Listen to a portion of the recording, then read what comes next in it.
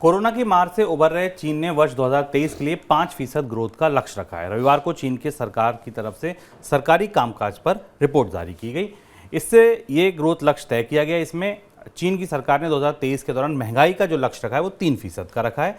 शहरी बेरोजगारी दर का जो लक्ष्य रखा है वो 5.5% का रखा है। दुनिया भर की अधिकतर एजेंसियों का मानना है कि 2023 के दौरान चीन में ग्रोथ 5% के करीब रह सकती है। सर, इतनी कम ग्रोथ क्यों रखा अनुमान? 2022 का साल चीन के कई दशकों में शुभम सबसे खराब ग्रोथ का साल था। 3% की आर्थिक विकास दर शायद चीन ने तो कभी नहीं देखी होगी पिछले कई दशकों में, जब से चीन में डेंग शॉपिंग के दौर से सुधार शुरू हुए थे 1980 के दौर से। और इसलिए उस 3% की आर्थिक विकास दर की वजह थी कि चीन को अपना अगले साल का टारगेट 5% रखना पड़ा।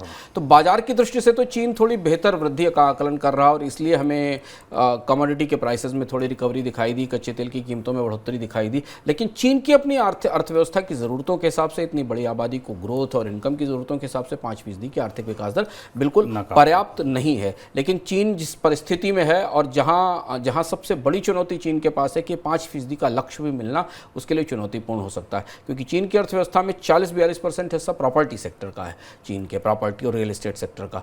और रियल एस्टेट सेक्टर में मेजर क्राइसिस चल रही है 2021 से। रियल एस्टेट कंपनियां लगातार डिफॉल्ट कर रही हैं, उनके पास ग्राहक नहीं है। तो पहली चीज़ तो ये, हालांकि चीन ने पूरी दुनिया से अलग जाते हुए पिछले 1-1.5 साल में ना तो ब्याज दरों में कोई बढ़ोतरी की है, महंगाई दर चीन में नियंत्रित है। चीन दुनिया की उन अकेली अर्थव्यवस्थाओं में है जहां महंगाई दर 2 से 3% के आसपास है, यानी शहरी स्तर पर बनी हुई, जबकि दुनिया की बाकी अर्थव्यवस्थाएं महंगाई से जूझ रही हैं। तो चीन के पास एक एडवांटेज है दुनिया की तुलना में कि महंगाई कम है, इसलिए ब्याज दरों में बढ़ोतरी का दबाव नहीं है। लेकिन जो निगेटिव साइड है या जो चैलेंजिंग साइड है वो ये कि पूरी दुनिया के ट्रेड में गिरावट आ रही है, ग्रोथ की, व्यापार की विकास दर में लगातार गिरावट आ रही है। पिछले साल भी 2022 में भी गिरा, और इस साल तो आर्थिक भारत दुनिया की ट्रेड की विकास दर में 1 से 2% की कमी आएगी। WTO का भी कहना है, IMF का भी कहना है। अगर दुनिया की ट्रेड की विकास दर गिरती है या दुनिया में व्यापार सिकुड़ता है, कम होता है, तो इसका सबसे बड़ा नुकसान चीन को उठाना पड़ता है। और इसलिए चीन की आर्थिक विकास दर का इस साल का आकलन 5% के आसपास दिखाई देता है, क्योंकि चीन को शायद भरोसा नहीं है